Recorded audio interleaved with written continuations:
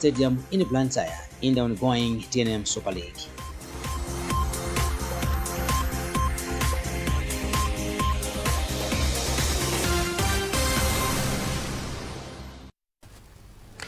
Glad you could join us. President Dr. Lazarus Chakwera has arrived in New York in the United States of America, where he is scheduled to attend the 79th session of the United Nations General Assembly.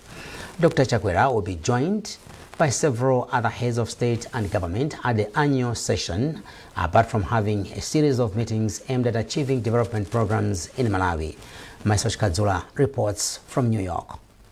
Upon arrival, the Malawi leader was welcomed by Ambassador for Malawi to the United States of America, Justice Esme Jombo, Malawi Deputy Permanent Representative to the UN, Lieutenant General Clement Namanga retired, among other officials. While in New York, the President will attend the Summit of the Future and the high-level meeting on the Miombo Forest Declaration.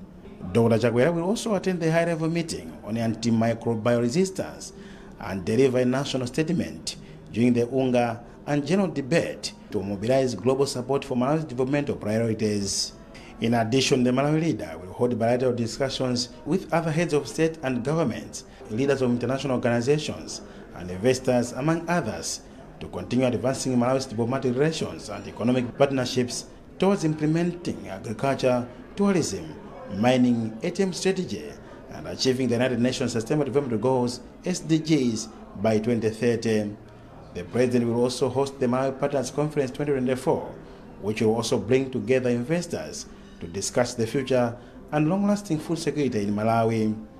Malawi has been benefiting from these annual sessions, as last year, President Chakwera signed the Millennium Challenge Corporation MCC Compact No. 2 with the U.S. government, meant for the rural road network construction. The 79th session of UNGA is being held under the theme, Leaving No One Behind, acting together for the advancement of peace, sustainable development, and human dignity for present and future generations. Maestro Kadzula, MBC News, New York, United States of America. Moving on, Vice President Dr. Michael Usi has advised the National Economic Empowerment Fund NIF officials to prioritize reaching out to individuals who have lost hope and lack awareness on how to access the funds. Dr. Usi made the remarks in Karonga, where he interacted with NIF program beneficiaries, followed by a meeting to assess the progress of the program in the district. Chisomo Manda reports from Karonga. During the meeting organized to assess the impact of NIF loan scheme in Karonga, it was observed that 4 billion kwacha dispersed by NIF has made a significant difference in the district. However, approximately 668 million kwacha is yet to be repaid by some defaulters. The meeting concluded with an agreement that chiefs in Karonga will assist in tracking down the remaining 20% of defaulters in the district. Speaking at the meeting, Vice President Dr. Michael Usi reiterated government's commitment to economically empowering its citizens. He emphasized that through the National Economic Empowerment Fund, NIF, many lives are being transformed. There are areas in Malawi that believe that NIF is doing absolutely nothing. Absolutely nothing. And yet, NIF is transforming people's lives. There is a good story to tell. So those of us that have stories to tell, Apunzisi, retired, Madam accountant, your stories are so fascinating. Dr. Usi also took the opportunity to commend the excellent work being done by NIF officials across the country. He further advised officials from the Karonga District Council to remain patriotic and dedicated to serving Malawians. Speaking earlier, Paramount Chief Kyungo of Chitipa and Karonga District praised government for initiating the NIF program, noting that it has significantly contributed to the economic empowerment of many households. Later in the day, the Vice President toured Hara Rice Cooperative, which has also benefited from NIF loan. Meanwhile, NIF has announced that it has set aside 1.6 billion Malawi kwacha to be dispersed to farmers in Karonga district for the upcoming farming season. Chisomo Manda, MBC News, Karonga. Government says the Salima Lirongwe water project is a game changer in the supply of potable water to the citizenry. Government says the project is a testament of President Dr. Lazarus Chakwera's resolve to promote the welfare of Malawians through provision of quality water. The Minister of Water and Sanitation, Abale, made the remarks in Salima after touring the full water intake point and other sites under the project. Magdalena Chiwayula with the details. According to the United Nations, access to clean water, proper sanitation and hygiene is fundamental for maintaining human health and well-being. However, by 2030, billions of individuals across the globe may still be deprived of these essential services unless efforts to improve access accelerate significantly. In light of this background, the government of Malawi has intensified its efforts to supply potable water to the country's citizenry through various projects, including the Salima Lirongwe water project. Minister of Water and Sanitation, Abale, says the project is taking shape as the contractor, Kato Civils, is finishing mobilizing equipment. We're very excited to see that a lot of the equipment has arrived. Most of the engine, the drawings have been done, and the sites have been already identified, and procurement is in. As you can see, a lot of equipment has arrived. We've also got a lot of equipment at the borders as we speak. They're coming through from Songwe, through Songwe, and some also at Mwanza border post. The minister also emphasized that the Salima Lirongwe water project is a game changer in the supply of potable water, and through the project, surrounding trading centers, including Chipoka, will benefit from the provision of potable water. Mia said the project speaks to the Chakwera Super High Five of prospering together and meeting one of the goals of Agenda 2030. The project will be serving like Salima Boma, Chipoka, Kabatenga, Kota, Mvera, Chezi, Doa, Boma, Lilongwe City. So it's a project that's going to be spread, to so many areas. During an interaction with the surrounding community at the full intake point, Mia made an assurance that the locals will be offered employment in the project, thereby transforming their economic livelihoods. Magdalena Chiwayula, MBC News, Salima. To other news, Malawi will start accessing electricity from Mozambique through the Mozambique-Malawi-Moma Power Interconnection project by June next year. Chief Operations Officer for ESCOM, Maxwell Mulimakwenda, made the remarks in Mwanza during a media tour organized to appreciate progress of the project. Charles Pensulo has a report. In 2021, Malawi and Mozambique agreed on the power interconnection deal, where Malawi was supposed to tap electricity from the neighboring Mozambique. The project was supposed to be commissioned by now. However, Chief Operations Officer for ESCOM, Maxwell Mulimakwenda, disclosed that the project missed the deadline due to Cyclone Freddy and other geographical challenges, among others. Mulimakwenda expressed optimism that the project will be operational by June next year, as Malawi is expected to complete its 76-kilometer line from Mwanza border to Pombeya power substation in Balaka by December this year. He further said currently 152 out of 190 towers have so far been erected. On the Malawi side, we are very hopeful that by December we will complete on our side. But for this project, it's being done jointly between Malawi and Mozambique. So the whole line has to be completed from here to Matambo in Mozambique. So for the Mozambique side, we estimate that it will be finished around March, April, and then for commissioning.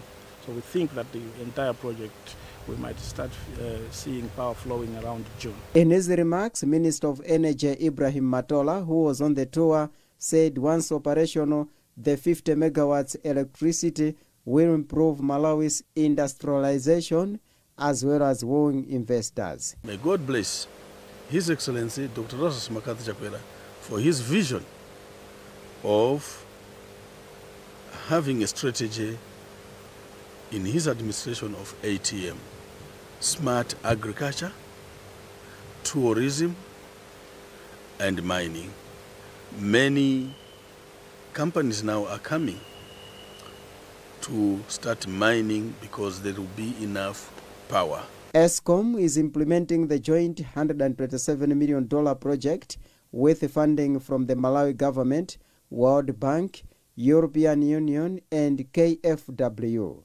Through the project, ESCOM has also assisted project-affected persons with various interventions, including constructing 44 modern houses for those relocated to other areas and empowering affected communities economically.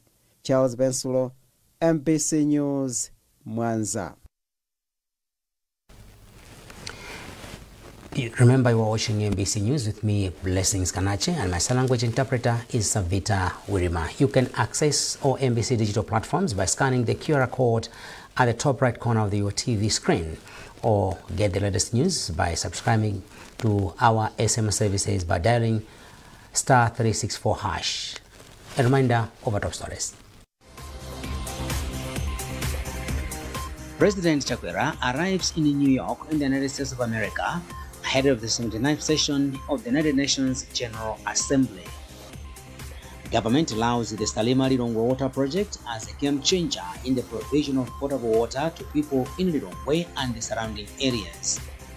And in sports, in a surprise turn of events, Bangu United beats FCB Nyasa Big Bullets by a goal to nil at Kamuzu Stadium in Blantyre in the ongoing TNM Super League.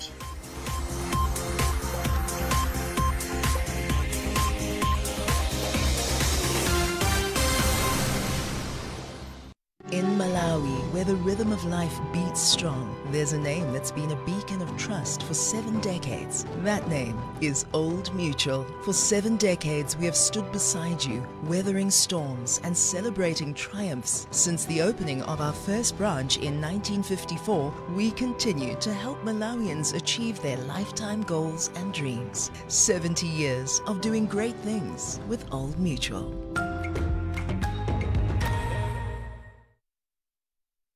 Welcome to St. Peter's Private Schools in Mponela, where we prepare our students for the future with excellence, diversity, and innovation.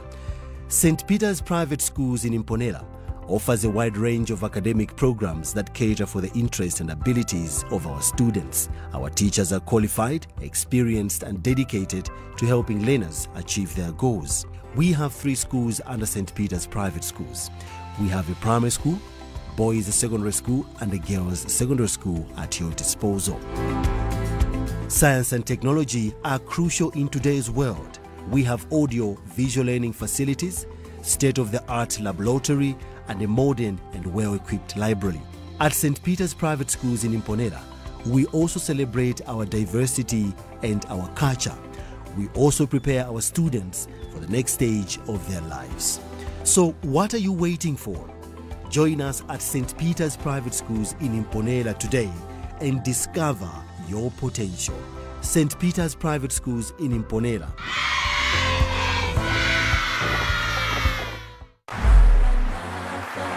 The 2024 Malawi School Certificate of Education MSCE results are out.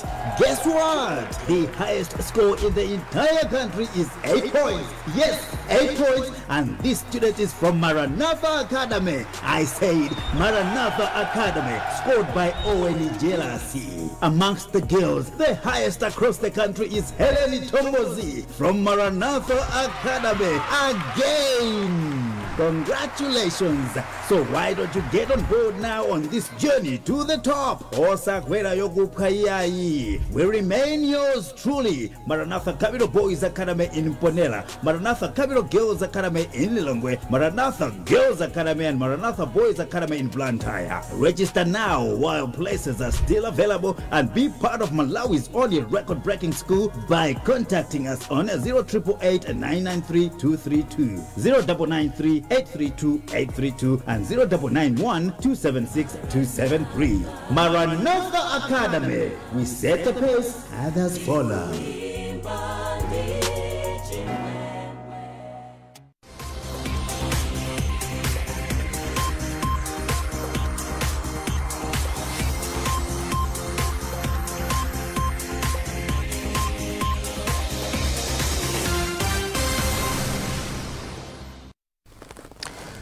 Welcome back to NBC News. The National Planning Commission, NPC, has expressed optimism that the newly launched Malawi 2063 comic book will foster learners understand of the country's vision. NPC Director General Thomas Montari made the remarks in Mponera, Dowa during the launch of the Malawi 2063 comic book. More in this report by Madalitso Mohango. In January 2021, Malawi launched a development plan that aims to transform the country into a middle-income economy by the year 2063. Among others, the vision focuses on leaving no one behind. It is against this background that the National Planning Commission launched the Malawi 2063 comic book to help future generations understand the country's vision. Speaking during the launch, NPC Director General Thomas Montari said the book will not only help the younger generations understand the Malawi 2063 vision, but also shift their mindset. We already are in talks with UNICEF that funded this first batch to roll out in the other schools, but more importantly, we also have done an audio. The reason is that this audio, you know that now we've got a radio by the Ministry of Education. We also have MBC that does a lot of programs on children. So it will be run throughout the country. Principal Secretary in the Ministry of Education, Mangani Gadundu, notes that the comic book highlights Malawi's vision in a language that children can easily understand, which he said is vital for the development of the country. We thought this journey of Malawi 2063 is not just for us. More importantly, it's for this generation. One of the enablers is mindset change, and mindset change is not a one-time thing. It's something that takes a long time, and the development of this comic book is part of the process. UNICEF Country Director Shadrach Omo expressed UNICEF commitment towards supporting this education effort. He said this is part of empowering children to contribute to the realization of the Malawi's long-term aspirations. It's very important that this comic book is being launched today because it's important to get the children involved at an early stage. We always believe that children have got a view, they have got an agency themselves, they're also being able to contribute their views and be able to convince their peers. Meanwhile, 10,000 books have been published and are said to be distributed in schools across the country. Madalitso Muhango, MBC News, Dowa. Malawi 2063! Malawi 2063! Malawi 2063! Moving on, the People's Transformation Movement, Petra, has condemned in its strongest terms the recent stoning of the presidential motorcade during the recent tour to Chukwawa and Nsanje. Speaking to NBC, Petra spokesperson Boniface Nyenyezi told NBC that they described these acts as barbaric and undemocratic. Nyenyezi noted that President Chakwera is the president of the Republic of Malawi and not just one political party. As such, he must be accorded the respect that his office deserves. Petra has since called on political parties to tame their followers to desist from political violence. We believe that President Chakwera is an elected leader. He's a leader of the country. He's not only the leader of MCP or a certain group of people. We feel it is inappropriate for anyone to think that a presidential convoy can be stoned. We don't condone that type of thinking because we know that one president at a time. So whether we are DPP or UDF or whatever party, whether we don't belong to any party, we know that we have one president at a time. So we felt like that was barbaric. It was insane of anyone to think that you can stone a president because he's a Malawian, he's a citizen of Malawi. And we need to protect the flag, the emblems of our nation. You can't stone a convoy of a president for any other reason. Youth are in majority, and these people should be responsible, should be taught to be responsible. Stoning the convoy cannot solve any problem. If they are being sent by politicians or any other group of people to do that, so that they can gain political mileage, they are wasting time.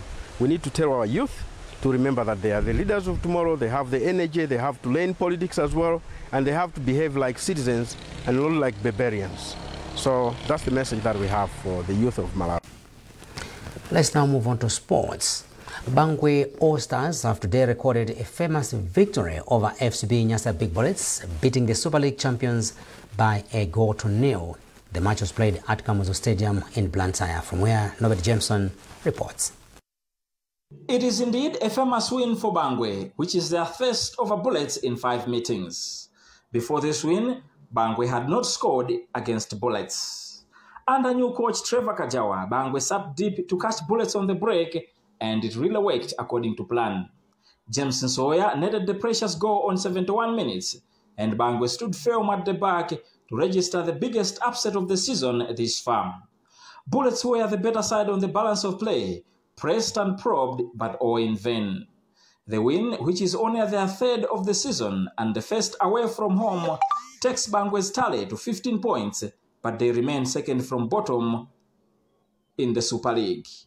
They are now 4 points from safety. As for Bullets, they are stuck on position 10 with 24 points from 17 matches.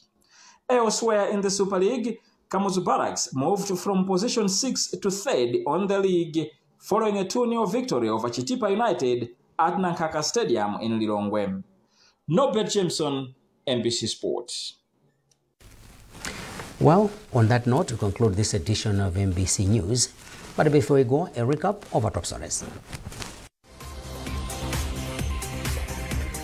President Chakwera arrives in New York in the United States of America ahead of the 79th session of the United Nations General Assembly.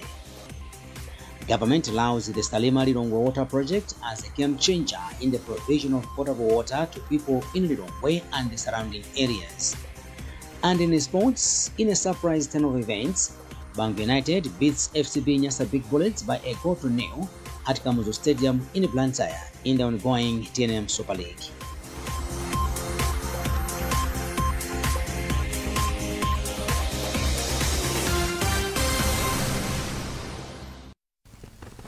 You can access all NBC digital platforms by scanning the QR code at the top right corner of your TV screen, or get the latest news by subscribing to our SMS services by dialing *364#. My name is Blessings Kanache, and my sign language interpreter was Savita Wirima. On behalf of the entire news team, thanks for watching and good night.